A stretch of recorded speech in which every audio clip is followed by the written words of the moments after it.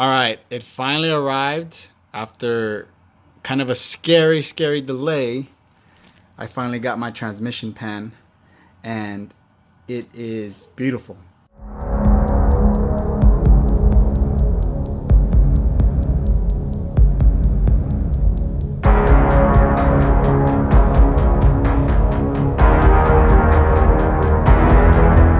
And it looks amazing. Yep, I'm officially broke. But I have to say, it came with a lot of little goodies too. I get a beanie as well. Now, I'm not Norwegian. I would think it was pronounced Flenstad or Flanstad or God, I'm Teninsky. I know that's no wait, that's not Teninsky. Tekniski? Okay, well, I know you're gonna correct me, man. Thank you for the beanie. I do appreciate that. That is an awesome beanie. I can't wait to wear it. He also got me, I was wondering what this is. I thought this was a lighter, but this is actually a thumb drive. And I get a full nameplate badge. I know where I'm going to put this too. And here is the transmission pan. Plug port right over here. And it has its own built-in, or not a built-in seal, but a very special seal for this type of pan. And he gave me an extra one too. And these will last a lot longer with multiple uses. Look at that. Look at those fins. It's beautiful. Oh my gosh. It's gonna look nice under there. Wondering what these fins are. It's pretty much to transfer heat. Helps with cooling, as far as what he explained to me. So I am looking forward to this big time. Now this process is pretty simple, so I'm just going to go over the basics pretty much. Obviously you're going to need your pan. He already installed the gasket for me, and it's a thin line gasket. We are also going to need a transmission oil filter. Here's the part number, brand new from FCP Euro. I'm going to need new hardware. These are pretty much 1mm climb, and they're about 22 millimeters in length total. It comes with its own magnetic drain plug, so you will. I'm going to need a 5mm Allen, which is pretty much just to drain the fluid from the stock drain plug, and then a T30 to remove the old ones. And I'm going to need a torque wrench, and this is pretty much in inch pounds, but at most I'm going to be doing just 10 Newton meters. Now, obviously I do recommend a lift to do this, but obviously we're not all rich, or we don't have the proper equipment available. Jack stands will be fine. Now, I don't have them lifted up, I have them just enough so I can squeeze under there. You're also going to need a very good capacity. This is a 10 quart right here, a 15 quart actually. I recommend something that's 7+ minimum, because you don't want to max it out and it's flopping all over the place when you're dragging it around from under the car and you're spilling everything. So make sure you have a 7 capacity. But I already have the bottom splash guard removed.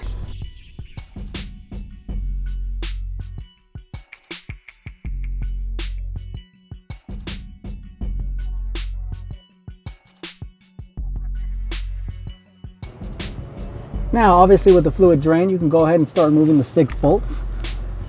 It is a T30 socket like I mentioned before, and there's obviously the center on both sides. There's one on each corner at the back end, on the front end I mean, and in the back end there's one on each side, so a total of 6. It's just about done. I think that's good enough. At least I can start lowering the pan, and I can inspect the pan for any metal shavings or any other little obscurities that I might find. Now it is a tight fit under here, so audio quality and video quality might be hindered some, but just bear with me and hopefully this is enjoyable for you guys.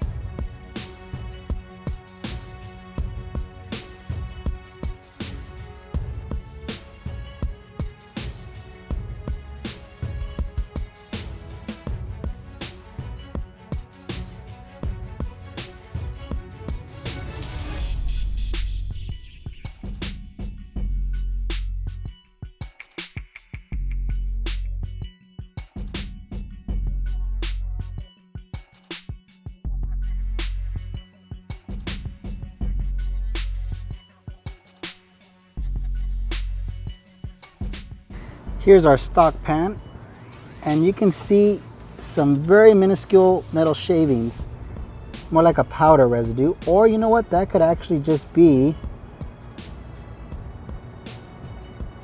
there's a little bit of glitter, but actually it's not that bad, just standard wear. That is actually just a scratch in the pan. Neat. Alright, so now we got to prep this pan and get it ready. Now remember, this pan, from what Flet's dad told me, it takes no more than 10 newton meters to tighten max. Not that much. Be fine with 8 newton meters, but I'm going to go with 10, just to make sure it's sealed up good. I've already gave this pan a good wipe down in the side, just to get rid of any loose particles or dirt, debris that I've collected over it just sitting in my little storage shed. Everything seems pretty good. Got my filter right here. Now, for those that are wondering, since the new pan is deeper, some people were asking me, well, what if this falls? Because there's no, well, that's what these are for. These little studs here, just to keep pressure on the pan, just as it would the stock, but it gives you that little bit more of depth. So that's actually pretty neat.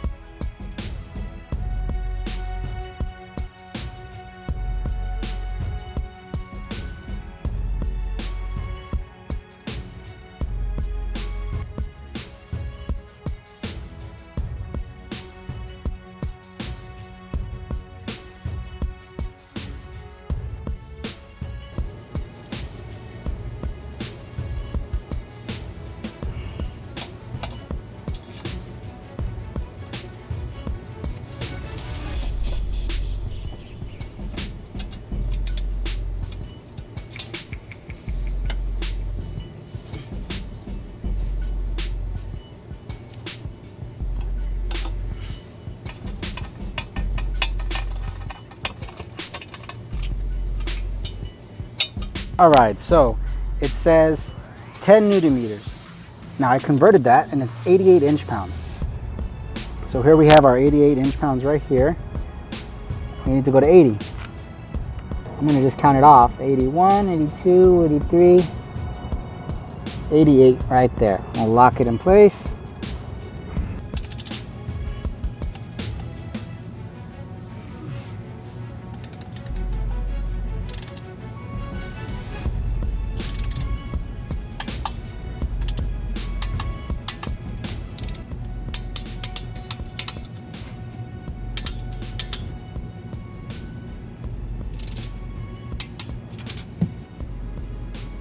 And just like that, it is installed.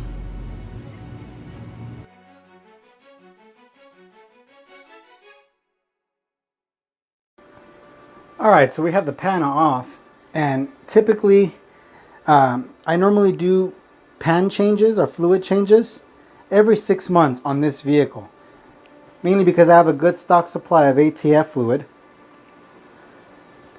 And you know, this is a 15-year-old car, so I'm pretty sure there's buildup. There's maybe it wasn't serviced all the way through its history effectively. Pretty much, I know the dealership does it every 70,000 miles or at 60,000 miles. I could be wrong on that interval, but I didn't see a record of it being done when I purchased the vehicle. When I bought it, it had 50,000 miles, 51,000 miles to be exact. And when I purchased the vehicle, there was no services done for the transmission. So the very first thing I did was a pan fluid change. After another 6 months, I did another one, and another 6 months, I did another one following after. And I always check the fluid itself to see if there's any granules, any metal shaving particles. Now, this fluid is relatively good. As you can see, it's still reflective and it has a nice red hue color. So that's actually pretty good. It's a little brown because of the whatever fluid that's still in the system. Roughly around 60% of it's still in the lines and the torque converter and everything else. And there's no way to drain the torque converter unless you remove it. Now, I'm not going to go ahead and do that. So a pan change is about 40%, which is great because, like I mentioned before, a pan change is a partial, a very good partial. 40% is still a good amount, and if you do it sparingly, it doesn't shock the transmission. Now, there's a lot of debate on that, but you know, anything that's pretty much more than 8 years old hasn't really much service, and it sits a majority of the time. A lot of the buildup stays in the system, whether it's in the valve body, in the lines, anything like that. And you don't want to put 100% fresh fluid where it starts breaking down those sludge deposits, and then you start having issues with that stuff getting into the valve body, clogging on ports or valleys, pretty much like a blood clot, so you will. A very bad one, a very expensive one to be exact. So the main concept is partial and keep on with the service. And as you can see, my services is kept this pan pretty clean. Now that right there is a like a scuff to the pan. It's not a metal flake or shaving. It's just the paint pretty much removed, either from a screwdriver. Something must have dropped on it. My previous change, I think that was me actually. I scuffed it with a screwdriver. I had some tools that fell on top of it when I was cleaning it, and everything else around it is relatively good. Same thing for the actual magnets themselves. They're relatively clean. There's no need to tear this apart to check the filter because everything down here is really good. I'm pretty happy because I'm not seeing dust particles. I'm seeing metal flakes in like little metal flake hues, but that's nothing. That's standard wear, and it could be from when I did the original trans bump replacement. It could be whatever that was left in the system. Typically, packs of metal shavings is a somewhat of wear, but in my transmission it's relatively strong and good, so I'm pretty happy about this. Now I'm going to go ahead and clean this up and retire it because I am going to keep it. If I were to sell the vehicle, I can put this back on and sell that transpan to somebody else. Basically, it's kind of no different from your stock transmission pan. The only difference is you're going to require a lot more quarts, and 6 full quarts to be exact. So this is how I did it, and you can pretty much do it a little different as far as your first input. The first input I did 3 quarts, and then I put the dipstick in just to see if there was any level, and there was no level. So I added an additional quart and a half, so I was already at 4.5. And I was able to detect the levels, so I ran the vehicle, warmed it up, I checked the level. Pretty much you're going to want to have it in park while the engine running, let it run and idle for a good amount.